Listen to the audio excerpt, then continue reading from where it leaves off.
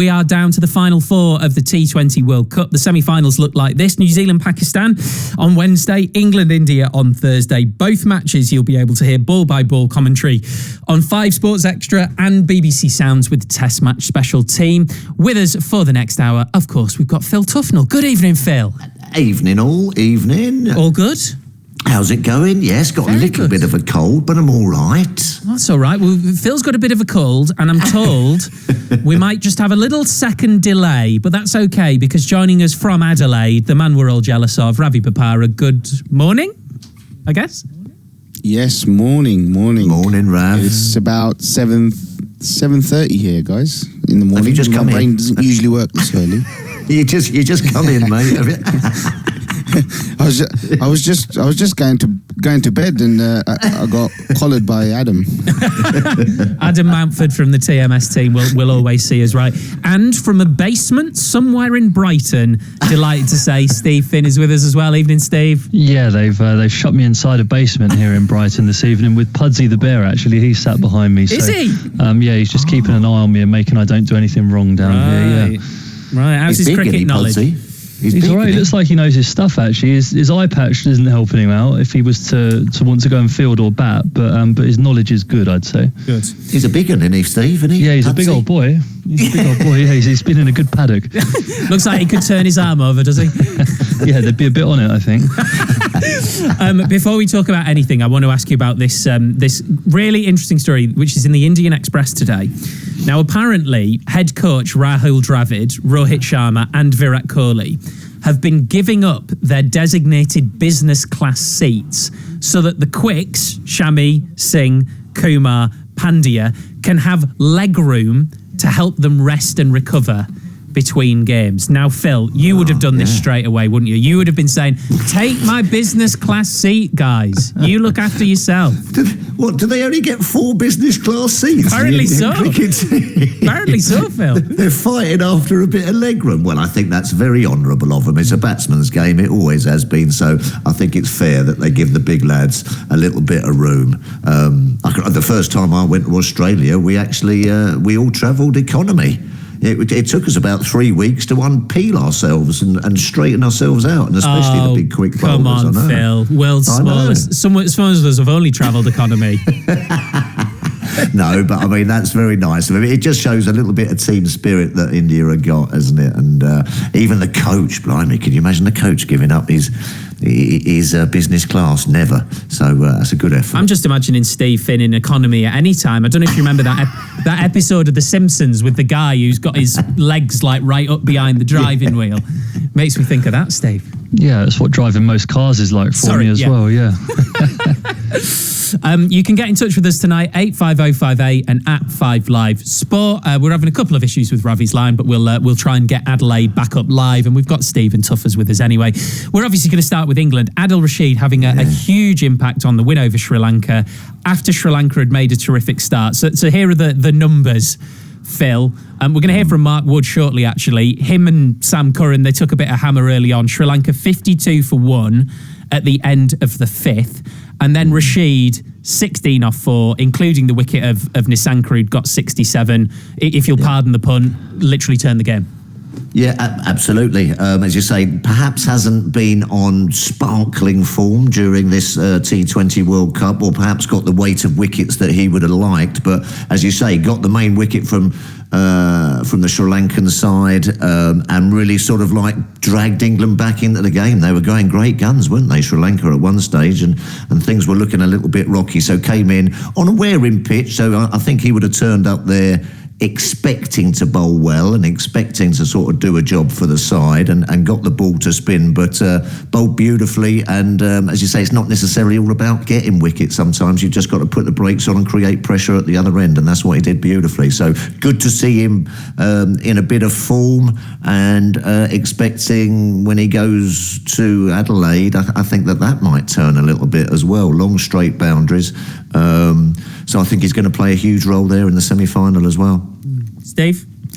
Yeah, completely agree. I think he's been such a huge component of the England white ball side for a long time. I think a couple of barren games aren't really of huge importance or significance to me anyway. I think he's a calm head under pressure. He offers what no one else in the country offers with his variation, his changes of pace, and the control that he gives you as a leg spinner. I think calling for his head may be a little bit premature, and as Tough has said, I envisage him playing a key role in this tournament in these last 2 games, hopefully 2 more games for England.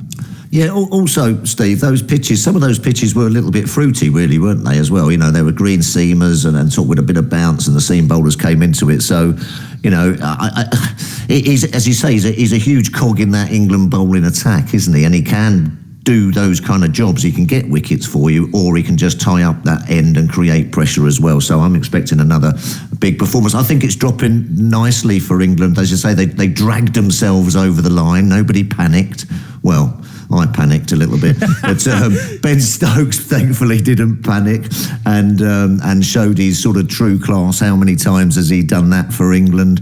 And I think it's all looking well. Going to be a huge game against India, as you say, going in there perhaps slight underdogs, but I think it's going to be a great game. It's the nitty gritty of the tournament now. It's what we've all been waiting for. So bring it on, can't wait. Yeah, I think going back to your point about Rashid there as well, Tuffers, I think when the conditions do turn in his favour, he's been dealing with green seamers under leaden skies that have a little bit of juice in it for the seamers. And you would imagine that if they do get to Adelaide, where it's notoriously more dry than other parts of Australia, you would imagine that with the used wicket and the small squares that they have, that he could play a big part. So I see him as having a key role in these next 2 games. It's going to be interesting to see how India take him, sort of like how they look to play him. Actually, are they going to look to take him down? Are they going to look to knock him around? And perhaps not give wickets to him and get him on that sort of roll. It's going to be interesting. He'll be nervous against India because, fantastic players of spin. India, wonderful players. Yadav, Kohli, Sharma, all these guys. They're not going to be holding back. So I think that it's going to be crucial. Those little 4 overs from Adil Rashid is going to be crucial how that game goes. Give us a bit more on the idea of the variation, Phil, because I know every time I do this show, I massively fall back on having covered Yorkshire for 4 years in the mid-noughties. It's actually served me well, considering all the players who've got on to do so well for England. But I remember when Adil Rashid was just coming on the scene, the paper I was working for wanted me to get some quotes from Justin Langer because they were playing Somerset, it would have been. And they would all get some quotes from Langer. He's a massive deal. What does he think about Adil Rashid? And what Justin Langer said to me was, he said, I find it very difficult to pick Adil Rashid. Yeah. And he said, the last time I faced him was at Headingley, and I tried to hit him all the way to Scarborough and ended up getting caught about 10 yards away. So how is it that even against some of the best batsmen in the world, he can find all that variation and confuse? He's got a fantastic box of tricks, as you say, very experienced now as well, knows when to use those variations as well. It's not just sort of like, going through his repertoire. Bowls a lot of wrong ones, bowls a lot of ones out the front of the hand and skidders or sort of like sliders, and then occasionally just mixes it up with the leg spinner as well, changes his pace, but bowls a good length, bowls a length that is very difficult to sort of just step to and hit back over his head. He's quite a good bowler like that. He keeps you on that sort of back foot and then can also then rush you on and sort of skid one through your defences. So, got a very good repertoire and uses it very skillfully. Yeah, he's got all the tools in the box and knows when to bowl them. The timing as well, Steve, when you've got Mark Wood and Sam Curran out there, 2 absolutely brilliant players who've had great tournaments, and for the first time something goes wrong, and literally immediately, as in the next over, somebody else puts their hand up and says, right, it's not going for you, but I'm going to step in and see us through.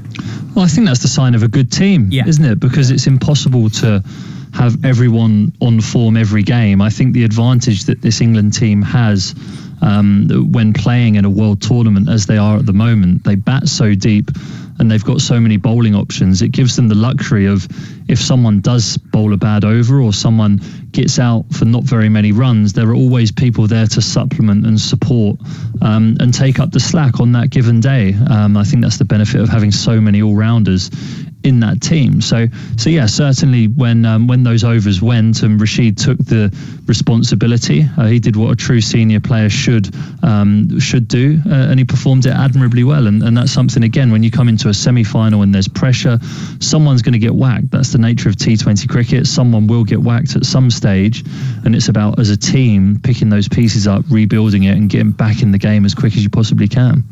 Also, just another thing on that as well, Jos Buttler realised that very well as well, and rotated and shuffled his pack.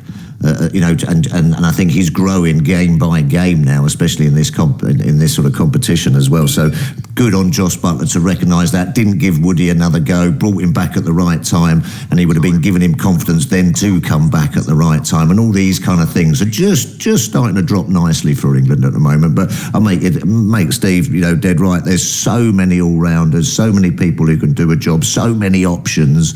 It's a luxury, and it must be a lovely side to be a captain of, because you just look round and there's loads of people there just willing to stick their hand up and do a job for you. Yeah, I think it could be confusing as well, couldn't it? Sometimes as a captain, if I was there with so many options, you'd sort of be looking around the field and thinking, well, he could bowl. When I've played in the past, there's been 5 bowlers and you're all bowling 4 overs. And that's just the way that it's been. But I really do like the way that Jos Buttler is. And I think that 7-match series in Pakistan actually has really helped him determine who his death bowlers are. Who'd have called Sam Curran as the main death bowler before the 7-match series in Pakistan started? I mean, I certainly wouldn't have done. He's talented, yes, and an outstanding player, but could he do that under pressure? And he's really shown that he's been able to do that over the last 2 months or so. So Jos Buttler's doing a great job, a fantastic job as a leader, and he just has to keep getting those decisions right and shuffling his pack as he sees fit. We've fixed the lines to Adelaide. Hey, you're back. Or have we? I can hear approximately 3 of me, which for most people, Ravi, is 3 too many. No, tell you what, Ravi, we're struggling slightly. So what we'll do is we'll hear from Mark Wood, and then the other side of that we'll chat to Ravi, because we've had a couple of issues with the line in Adelaide. As we've been saying, the England bowlers took a bit of hammer. Mark Wood certainly took a bit of hammer. He's been on our Good Pace for Radio podcast, which you can download via BBC Sounds. He's been talking about outfielding Sri Lanka on Saturday, and as is his nature, he wasn't too shy to reflect on that awkward couple of overs. I thought as a general, we actually got our fielding angles right. Jos had long off, Stokesy really wide for Rash, and they were blocked off that sweep shot quite a bit, and when they couldn't get them away for boundaries, Rash really turned the screw, and we know what he's like with these boxer tricks anyway, so he hasn't getting loads of wickets like Sam says, but actually his role to the team was pivotal in helping everybody else. Yeah, and what about you, Woody? Obviously you had a rough first over. Obviously went blanked it from my memory. Can't remember a thing. Went for a few runs, but obviously look, that happens. Only good vibes now. That obviously happens in T20s. One thing that we were talking about on the bench, me and Dave Willie, we were sat together. When you came back on to bowl at the death, I think you had 14 overs in between overs. I think you bowled the 3rd over, and then you came back on 14 overs later. So how was that? It's a frustrating time, because obviously I've been there myself. You want the ball back, you want to bowl again, but obviously you've had a bad over, Jos has gone elsewhere, and then you get to come back in, and I don't know if you touched the ball in the field that much between that period as well, so you come in a little bit cold. How was it coming back in at the death? You bowled really well at the death coming back. Yeah, a bit strange obviously, because that's not been usually like the usual role I'm used to, but I think Jos played it really well, because there wasn't the wicket for just running in and bowling fast. It was actually easier when the ball was sliding on early on. Sam and Wooksie bowled brilliant with their slow balls, their cutters and their change-ups, and that was hard for them to get away, and it was almost like, well, I had to bowl at that point because there was no other time for us to bowl. We had the overs, so it was a bit more of a risk-reward kind of thing there. I might have gone for runs again, but the chance that I could get wickets as well. So that was where, I've got to start better. I'm sick of trying to claw it back. Usually in the power play, I'm still trying to get wickets, but I didn't expect them to plant me in the stand first ball. I think that knocked me back a little bit. I was like, oh my God, what's going on here? So I had to drag it back, but I'm pleased in the end that I finished well. Well, as far as I'm concerned, Ravi, being from the Northeast is enough to love Mark Wood anyway. But I love the way he talks. You know, for a guy to be able to basically laugh at his own struggles because he doesn't have them that often, that probably says a lot about the bloke. Yes, absolutely. I mean, we all when we're playing well, we're able to laugh at ourselves when we have bad days. But T20 it's that sort of game, you know. It's the nature of the game. You're going to have bad days. You're going to have bad overs, and as a batsman, you're going to have bad innings, and you've got to be able to just laugh about it with your mates and move on to the next day or the next game, because they come around pretty quick. I feel like we were just onto a winner there briefly. We were almost onto a winner with Ravi's line. I thought we were flying there, Phil, and then we lost it again. But listen, let's pass that question around. You know, I think I just really like listening to him talk. Yeah. I just want to ask Finney something. I don't think he bowls sort of too many change-ups, does he, Mark Wood? It's just full-blown every ball. No, I'm not necessarily so sure about that. I'm interested to hear what Steve's got to say about it. Do you think he needs to bring in a little bit of that into his game? I think certainly it helps, because I think even the best players do get accustomed to that sort of pace. Like when you're bowling 95 miles an hour, it's rapid and people are scared, obviously, because it is so quick. But there are certainly instances where people will be setting up for that quick ball. And then if you can get them to just alter the rhythm at which they're swinging through the ball, whether that's a back of the hander, and if you can't do that, an off cutter, something just to mess up a batter's rhythm, I feel sometimes in T20 cricket is so important. It's obviously difficult to criticise Mark Wood because of how well he's bowled and how successful he's been doing that. But I do think also a true skill of a fast bowler in the shortest format of the game sometimes is recognising the situations and being able to adapt to that. And maybe on reflection, in those couple of overs where you keep trying to bowl quicker and quicker and quicker, sometimes just giving yourself a second and deciding to change the pace and mess the batter's flow up, I think could reap him a lot of rewards. We have got Ravi. We've got you, my friend. I'm back. There we go. There we go. We haven't moved on, so by all means, finish your point. I was saying one of the key things in T20 cricket is your confidence levels. I mean, a lot of the game is played in the head, and if you can keep your confidence high, regardless of your results as an individual, if you can keep your confidence high, you're giving yourself the best chance going into the next game, because you have to express yourself. You don't have time in T20 cricket to build your confidence during the game. You have to go in firing, and that's why it's important to be quite light-hearted about bad days or bad overs or bad moments in the game. Rav, we were just talking earlier there about Adil Rashid when you were offline. What are his strengths? What are his strengths? I know he's got his boxer tricks and his variations and everything, but you faced him. What makes him such a vital cog in this England side? Well, it's exactly that, the variation, and he's been a vital cog in the 50 overs, the 20 overs, along with Moeen Ali for so long. They have changed, for me, they've changed white ball cricket for England. I know we bang on about the power hitting and all these batsmen and scoring all these big runs, but England traditionally never had a bowling side that could defend scores, and these two have been, and especially Adil Rashid, have been fantastic through the middle, picking up wickets and controlling the run rate. And for me, Adil Rashid's variation is his key. He's got so many different deliveries. He's got two types of googlies. If you watch closely, which I do as a batsman, if you watch closely, he's got two types of googlies, and he'll confuse you with one, because he'll show you one that's pretty obvious, and you think, I've got him. I can pick the googly, so I'm good now. I can pick the googly, I can pick the leggy, and then he'll bowl you a googly, which you'd think is a leggy, and he'll stuff you, and that's what makes him. Wow. So is that first one then? Is he kind of like, you think you've clocked it, but he's effectively letting you think that? correct. That's and so this game interesting. it's a game of cat and mouse, and T20 is a game of cat and mouse, and he's got, you got to be clever. You got to be clever. You've seen it with cricketers who are successful.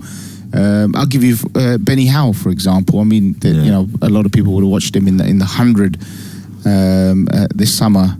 He runs in, covers the ball.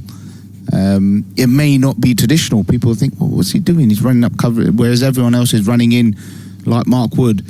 But he's effective because he's smart, he's clever, he's got different types of deliveries, and Adil Rashid's biggest asset is his variation. Steve, I believe we've cracked how to become a great fast bowler via Mark Wood's interview that he's given in the Telegraph. All right, this is what he says. He says, "I used to play this game at school. When we were in IT lessons, I went straight on the BBC Sport website. There was a Denise Lewis Olympic heptathlon game. You'd have to tap really quick with your fingers to get the power bar up. That's what fast bowling is, getting the power bar right to the top, or like a medieval catapult, you pull the catapult back as far as you can." I mean, his analogies are always interesting, you'd have to say, wouldn't you? They're descriptive, I think it's fair to say as well. And there is some merit to them. The Denise Lewis one I don't quite understand. Well, I think for me and you can't be far apart in age. Daley Thompson's super test was... I remember that. That's the equivalent when you had a Kempston joystick and you broke it within 5 seconds. I remember. I better get practicing. Finny, you're too young for that. Yeah, I think I was international track and field. There you go, same concept. Yeah. Same concept. Get that power bar up. I think what he's a wholehearted bowler, isn't he? He's a wholehearted competitor. It's great to see him back, and we were just talking about whether you think he could perhaps slip in the odd slower ball into his armoury and everything. Perhaps that's not what he's about. As you say, what he's about is getting that power bar up, sprinting in and hurling it down as fast as you can. A little bit more skillful than just that, you know what I mean? He's got great changes of pace, and not pace, of sort of length, and sort of knows when to pull people around the crease. But he's an out-and-out fast bowler, Woody.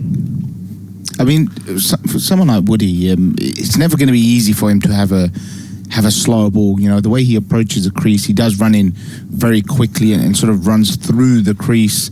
So it's always going to be difficult for him to have a great change of pace. If it's going to be anything, it would be a small change of pace, which generally doesn't affect the batsman, especially if he's set. And you see a lot of people with good slower balls, they almost have a stop at the crease. I'm getting a bit technical now.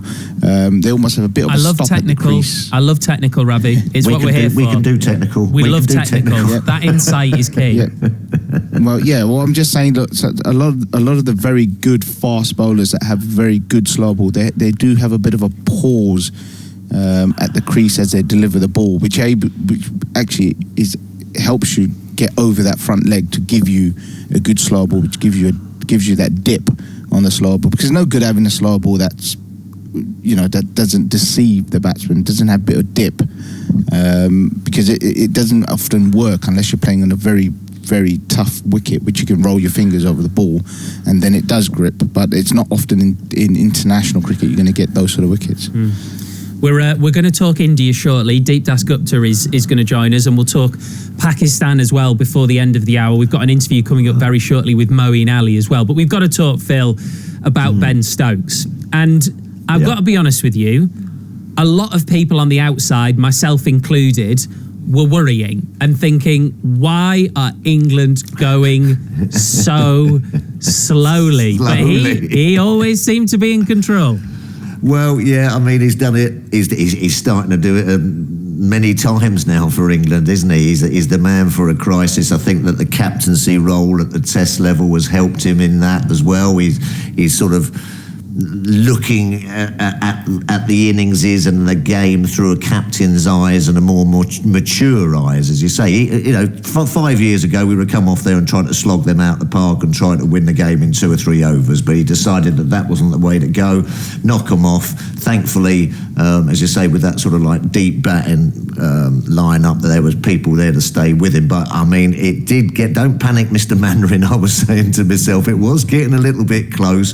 But I think probably the one person out there who wasn't panicking was probably Ben Stokes, and he seemed completely in control of it. And what a fabulous little knock, an out of character knock for T20, wasn't it? Really, because they got off to such a blistering start with the two boys up front. It's just, in fact, it's just as well Sri Lanka didn't get another 20 or 30. Otherwise, that would have been a really tricky chase, I think, on that pitch. But it's all about getting over the line at the end of the day, isn't it? And that's what he did. Whether it was a little bit panicky and a little bit sort of, oh my God, are we going to get there? As you say, he seemed in total control.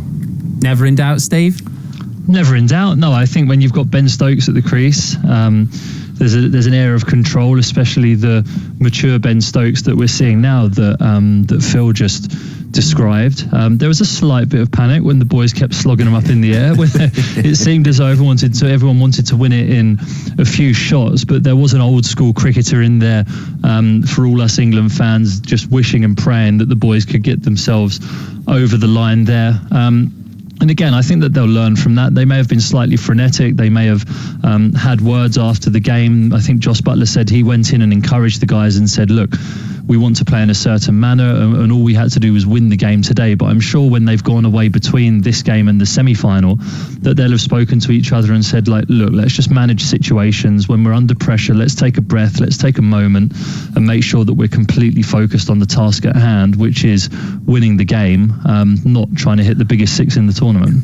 Yeah, and I think this is what Jos Buttler's brought to this side a little bit. It was a little bit one way sometimes, English cricket, wasn't it? It was either sort of like, crash bang wallop, and there wasn't any sort of like game management or course management, to use a kind of a golf term. But I think that Jos now is starting to sort of like impart this through the side that, okay, it doesn't just have to be this one way. Sort the situation out, see the situation, then play accordingly. And it's the same, we were talking with Mark Wood, went on to that first over, went round the park, got taken off, brought back at the death and bowled beautifully at the end. So I think that, they're just starting to get a little bit more cagey, England. I think England a couple of years ago would have just kept playing one way there and either lived or died by it, but they just made sure they did what was in front of them, which was impressive because the pressure's on. I mean, that was a huge game.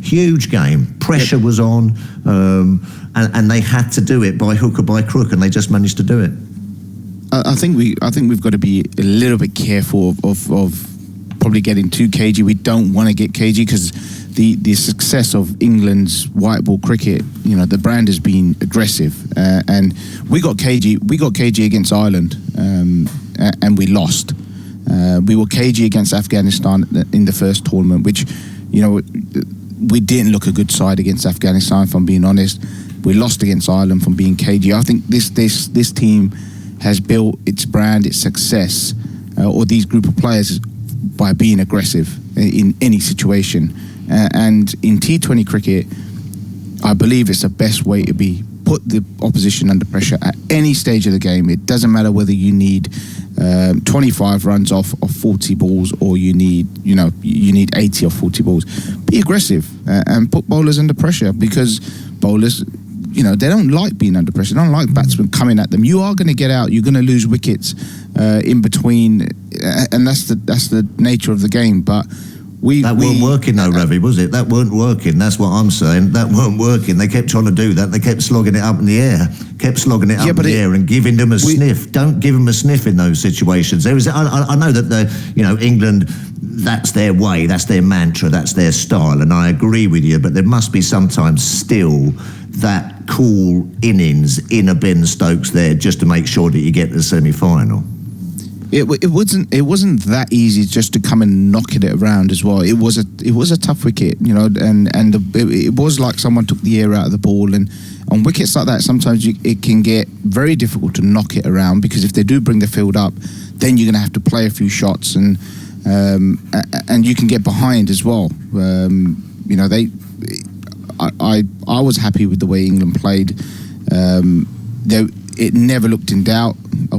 I felt when I was sitting there commentating on the game, I just didn't ever feel that England were not going to get the runs. And it may have looked different there in England while watching on TV, but I had no doubt, absolutely no doubt that England were going to knock that off.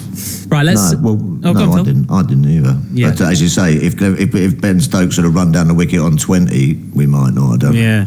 Well, let's hear from Moeen Ali, shall we? Talking about Ben Stokes and facing India in the semi-finals. He's been speaking to Henry Moran. Sometimes you need that sort of knock where just one guy just stays in and gets the job done, stays calm, and everybody else is panicking around him. And this is what we said from the start. Sometimes it's not about the runs that Ben Stokes gets. He wins your games, and he's won you a game out of over there, and it's his calm influence, I guess. As long as he was there, we were all fine. Like, everyone was fine. It was the rest of us getting out. And you know, you can get so many players hitting sixes, fours, and performing really well in loads of the games. But when it comes to the crunch, someone like him is obviously perfect. Semi-final against India, in terms of fixtures, it doesn't get an awful lot bigger than that. How do you look at a game like that? How do you prepare yourself mentally for a fixture like that? It's a difficult one because they're a top side, as everybody knows. They've been playing well, but the preparation is just making sure your game is, as an individual, you're on top of your game, because you have to be, because their bowling's good, their batting's good, and it's going to be a tough game. But I feel like they also know that we're probably a very dangerous side, and if there's a side that can beat them, I feel quite well it's going to be us, and hopefully we can do that. But the preparation is, I think it goes to the individual where he's on top of his game, tries to get his confidence up, and just goes out there and performs against them. Are you underdogs, would you say, in this fixture? Yeah, I would say so, because I think India have been playing fantastic well over the last few years, and even if you look at this, I think they've been playing really well generally in this whole competition tournament so far, and I don't think we have, to be honest with you. I think we've been a little bit behind, but hopefully we can put on a good show. You look back at 2016 when England got so close in that World Cup in India. How much of those memories come back in this tournament? Obviously, since then there's been a 2019 50-over win, but that T20 title must be something you're just so desperate as a side to get. Yeah, definitely, and I think especially the guys who played in that. So there was quite a few of us from this side that played in that, and that hurt. And then last year's one also hurt. Obviously, getting the semi-finals and actually playing quite well in that game, and then struggled a bit at the end with the ball. But yeah, it is something that you want as a player. Obviously, you want to win as many as you can and many trophies as you can. And I think especially the guys who don't have long left, like myself, and we know there's maybe a couple of years and we won't get this opportunity again. So we're desperate to win and to hopefully get that trophy. Moeen Ali with Henry Moran. We've got Ravi Paparis, Steve Finn, Phil Tufnell all with us. He actually wrote a really good piece, Phil, in the Mail, Moeen Ali, about his drop against New Zealand. Which it's one of mine, that was. It didn't get a mitt on it. It must have gone in the lights. he said that it was off Adil Rashid, and he said Adil Rashid's kid came up to him and said, you had a drop. You dropped it off my dad. What are you doing? I just wondered if, this is a safe place, guys. We're all friends. Who can tell us about their worst drop? Oh, well, I've got one. I've got one in the World Series, Australia. Mark Waugh, Steve Waugh batting. Mark Waugh's knocked one to Eddie Hemmings at backward point. Steve Waugh's one all the way down to the other end. Both Waugh's at one end. Steve had taken his gloves off and was walking towards the pavilion, and Eddie lobbed it back into me. It hit my hands like a couple of saucepans and went about 2 foot away from me, to which I then sort of decided to hurl it at the stumps instead of just retrieve it and knock the bails off, and Steve Waugh just jogged back in. Oh my God. That was one. That's the first time in my life the old bottom lip nearly went, actually. 60-odd thousand at the SCG. I was going, it was horrible. There you go. I mean, it must be the worst feeling in the world, Ravi, when it happens. Oh, it is the worst feeling. I mean, I had an incident, or a couple of incidents in the 100 this year where I put down a couple of catches in a night game, and they're never easy to catch in a night game because they're trying to judge the pace of the ball or where it is when it's coming down from the sky. It's always difficult. But I dropped a couple of catches in one game, and I was so nervous. I was so nervous going into the next game. It was probably the most nervous I've ever been going into a game of cricket. So I wasn't ever worried about batting or bowling. I was thinking, am I ever going to be able to catch another ball? Can you believe it? After 20 odd years, I was walking out in a game thinking, am I ever going to be able to catch another ball? And I think in the practice leading up to the next game, I caught about, I reckon, 300 catches, skiers. My hands were sore going into the game, all sorts, but I had to get it out the system, and it's amazing. It doesn't matter what level you play. You drop them and you feel terrible. Yeah, you do. I mean, I've dropped a couple in my time. More than a couple. You normally got safe hands, Fiddy. You normally got safe hands. I'm usually Very pretty safe. good, but there was a game, I reckon, Middlesex played in the T20 in 2019, and we got to the quarterfinal. And I reckon I took a couple of screamers in the group stage, and I remember on the bus up, like we were winding one of the boys up who dropped one in the game before. I said, mate, I haven't dropped one for 10 years. Like, don't worry about it. And then that game, the second over, Chris Nash, I think it was, skied one to me at mid-on, and it was just regulation, simple. Like it just went up, and you're just like, well, that's out. And it just hit the heels of my hands and bounced out, and the whole of Trent Bridge was laughing at me. And never since then have I bigged up my fielding. No, one thing's for certain though, no one means to drop them. You know, what I mean? No one means to drop them. But no, I mean that was amazing. I mean it is difficult, especially in those big Australian skies. I know there haven't been too many blue skies over there, Ravi. As there is, every time I've seen the boys, they've all got towels round them, and it's all leaden skies. But it is difficult. White ball out of blue skies with a lot of sunshine knocking about can be tricky. And as you say, as Ravi was saying, in the evening as well, the lights come in. If the arc of the ball is in the lights, that's when you get tricky.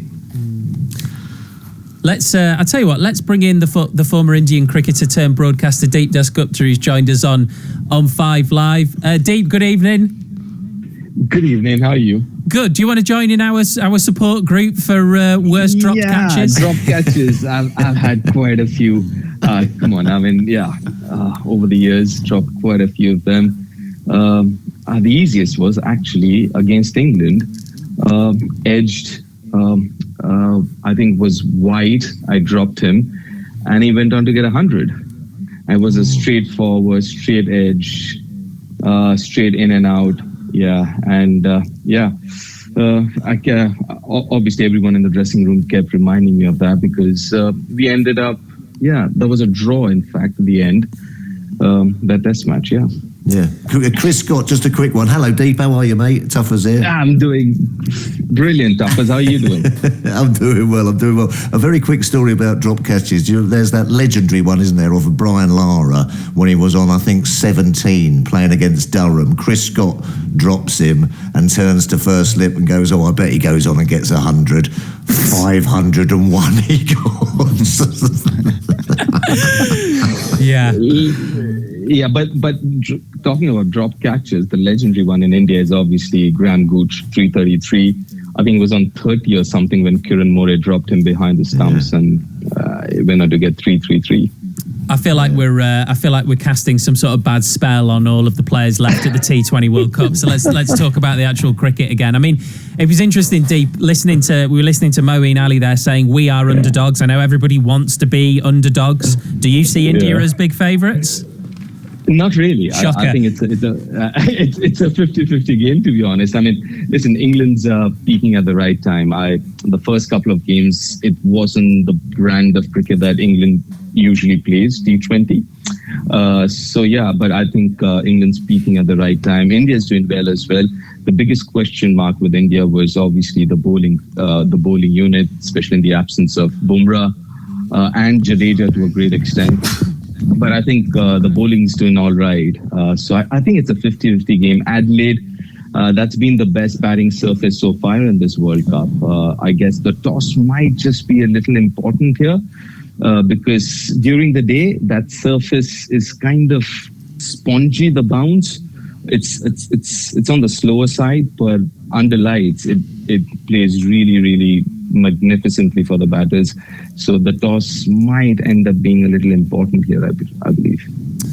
Deep, we've been talking about Jos Buttler already, talking about Rohit Sharma, the Indian captain. He's been speaking a lot about this being a high-pressure game. I mean, there can't be many more high-pressure jobs than captain of the Indian cricket team because everybody has got an opinion. Yeah, I tell you what, I mean, the Indian captain would be maybe the top 5 guys in the country, maybe even top 3 guys in the country. I mean, as important as that position is. So I'm not surprised Rohit is feeling a bit of it, and he has mentioned it. And it is going to be the semi-finals of the World Cup, and this could well be arguably the last T20 World Cup for some of them. So yeah, I mean, obviously this generation, they've won 2013, yes, 2011 Virat was there, but haven't had a lot of success in ICC tournaments of late. So yeah, they would want to win this one. We've had Rahul Dravid saying that he wants Rohit Sharma to think about changing the team. What do you think he will do? I don't see too many changes, to be honest. The only thing, obviously, Rishabh played in the last game in place of DK. I think that could be one of the changes they might be thinking of. Other than that, I really don't think, because Ashwin, obviously, England's got quite a few left-handers in the batting order, so Ashwin might play. I don't see too many changes, to be honest. Yeah, that Yadav is some sort of player, isn't he? Sky, as Moeen was saying. Sky is unbelievable. Some of the shots that he hits, the areas that he accesses, I mean, it is unbelievable. I mean, against Zimbabwe, the last over, Engarwa, the left-arm seamer, was bowling wide Yorkers. He managed to hit him for a couple of sixes and a boundaries. Fine leg. How do you play those shots? I mean, wide Yorkers for a left-arm seamer, angling it away. I mean, that is unbelievable. So the story is this, right? So I asked Guy, as in, how do you play those shots behind the wicket? So he said that while growing up, he played a lot of his cricket on the streets with a rubber ball. And the street that he used to play cricket in, there were houses in front. So there weren't houses behind the stumps, right?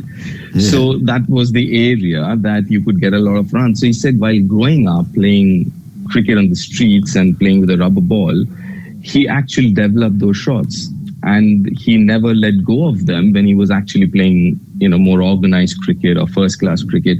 And mind you, he's played quite a few years of first-class cricket as well. It's not just T20 that made him. It's also, red ball cricket. But the story is this. I mean, all those years of playing cricket in the streets and playing those shots with a rubber ball and all that, it's coming good now. He's given away his trick, though. He's tricked there. But let's get him to hit straight where the houses were. Fair enough. I tell you what. I shouldn't be saying this, but if I'm playing against Surya, I'm going to hit that hard length. That test match length, even in the death.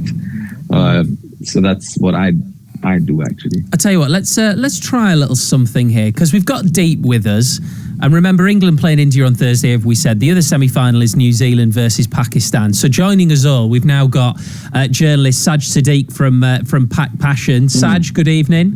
Good evening. So the plan was Saj and Deep. We were planning to do you one off the back of each other, but I feel like we should speak to you briefly together because let's be honest. We might do that on Saturday. So right, here's the thing, Saj. Right, here's the thing. Me, Ravi, Phil, Steve. Obviously, we all want England to win, and we want England to be in the final. But just tell us what an India-Pakistan World Cup final would be like. Wow. I don't want an India-Pakistan final. The reason being, I mean, it will be amazing for most people, for the neutrals, for most cricket fans around the world. But I think from a Pakistani perspective, don't know what happens to the Pakistani players. They tend to freeze when they play against India, especially in high-profile matches and big occasions. I don't know, they see their counterparts, they see the likes of Kohli, and they almost become fans of theirs. You know, they're almost in awe of them, and they don't perform to expectations and to their best. So, personally speaking, I would rather have an England-Pakistan final. Sorry to spoil that. Well, I can tell you the atmosphere here in that first India-Pakistan game was unbelievable. It was rocking.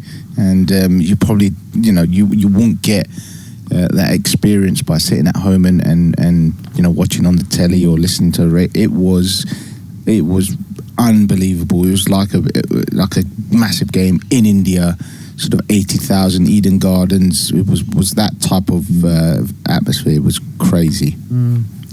Deep, would you prefer Pakistan in the final or New Zealand? Oh, Pakistan. Interesting. Yeah, so Saj doesn't want you, but you want him. Yeah, I mean, why not? Absolutely, yes. I mean, listen, India hasn't beaten New Zealand in an ICC event, if I'm not wrong. I don't think India has ever beaten New Zealand in an ICC event. So, yeah, I mean, definitely yes. And to be honest, I mean, listen, I mean, on their day, any of these four teams can beat anyone. So, yeah, I mean, all four teams are really, really good. I think they're there because they deserve it. And it's going to be great next 3 games. Deep, it's been absolutely brilliant having you on. Thank you very much. Pleasure. Deep Dasgupta with us on 5 Live Cricket. Saj is obviously staying with us. Saj, let me put a bit of context on this here. So Pakistan making the semi-final was the shock of the weekend, taking advantage of South Africa, who lost very surprisingly to the Netherlands, who were absolutely brilliant, and then beating Bangladesh to ensure they were in the final 4. This is a remarkable recovery, having lost to India and Zimbabwe. If somebody had said to me after the Zimbabwe defeat that Pakistan would be in the semi-finals, I would have said, you're absolutely mad. There's no chance at all. You're absolutely crazy. It's typical Pakistan cricket, chaos, no direction, and then they get through by the skin of their teeth somehow, thanks to Netherlands. And now they're looking like a settled team, a team that could go all the way. It's just typical Pakistan cricket. As I say, the complete chaos, and you just don't know what's going to happen next with these guys. Yeah, do you? Well, you sort of touched on it there, mate. Do you think that this Pakistan side deserve to be in the semi-finals? Oh, well, I don't know about deserve. They've got there somehow. Yeah. I think based on the first 2 performances, they were terrible. They should have won both games. I mean, to lose that game against India with that last over from Mohammad Nawaz, it was just ridiculous cricket, very poor cricket. Poor captaincy, I thought, as well, by giving him that last over. Yeah. Left-arm spinner, I mean, it's a high-risk policy. I think Babar Azam messed up there. And then the Zimbabwe defeat. I mean, these guys, if they hadn't got through and they'd lost to Zimbabwe and India and not got through the semi-finals, I think they would have struggled to get back into Pakistan because the knives were out.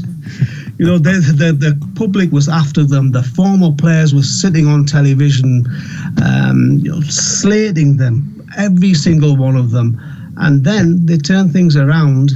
And I think that is largely down to the fact that this young guy, Mohammad Haris, has come into the team.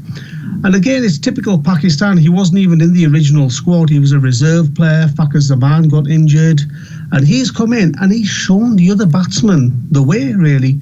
Yes, he's not made 50s or 60s, but he's come in and he's hit 4s, he's hit 6s, he's hit bowlers like the likes of Rabada, and shown the other batsmen that, we can do this. Let's play positively. And, he's led the way, this young 21-year-old chap. Yeah. I'm sort of wondering, Ravi, because I'm thinking back to the 2010 World Cup.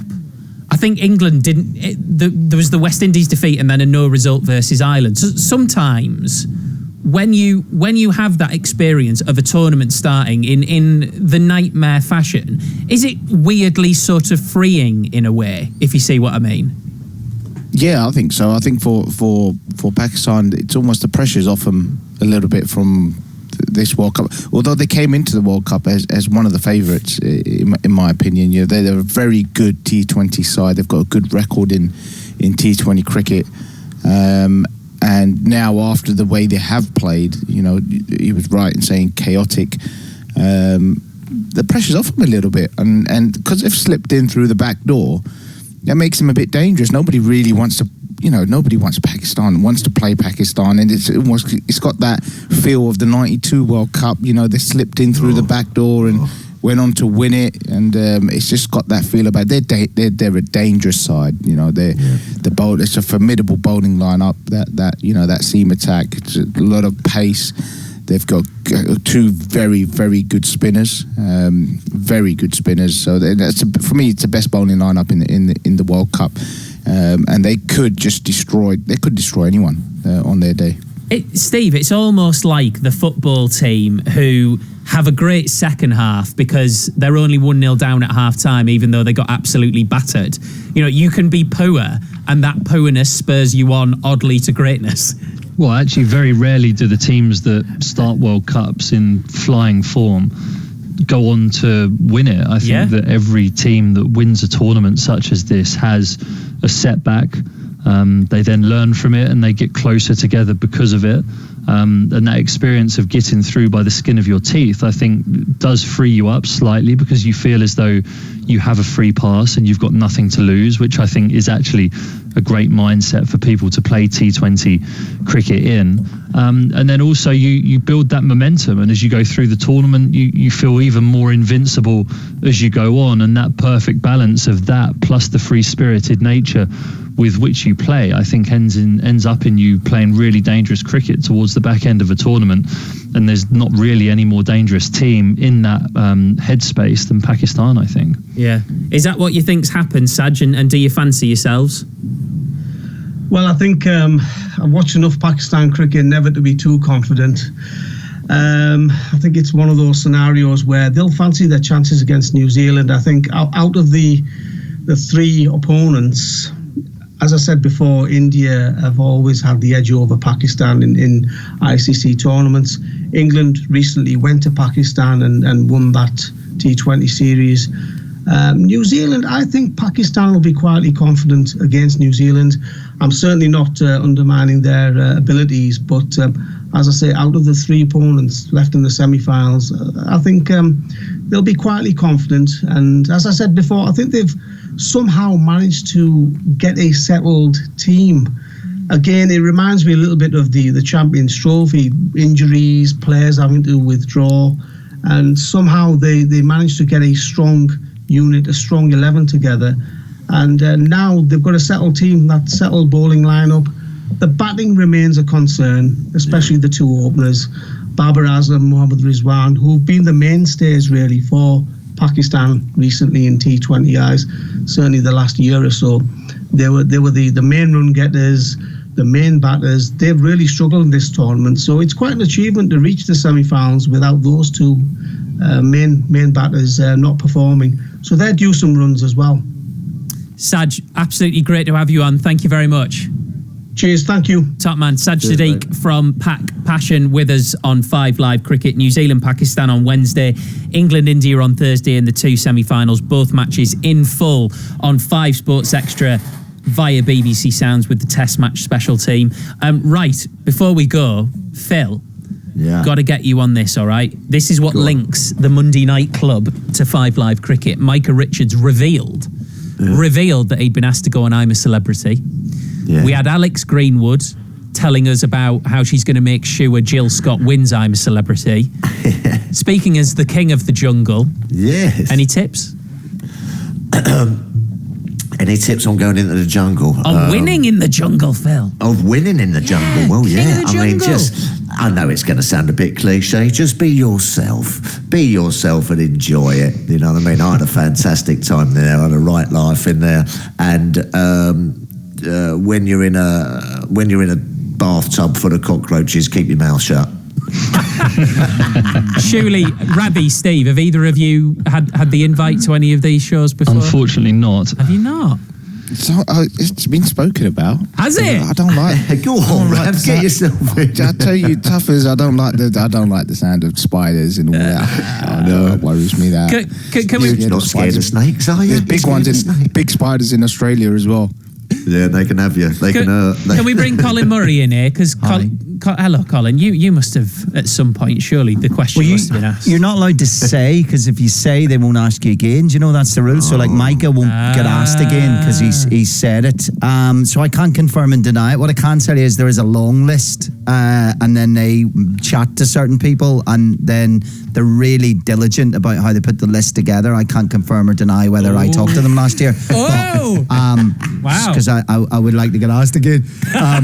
But it's really interesting, and that advice is great, Tuffers, because my good friend Jimmy White went into the jungle and he said, Colin, have you any advice? And I said, Jimmy, don't be yourself. Love that. Steve, Ravi, Phil, thank you all very much. Enjoyed the semi-finals. Steve Finn, Ravi Bopara, Phil Tufnell, who've all been with us on 5 Live Cricket.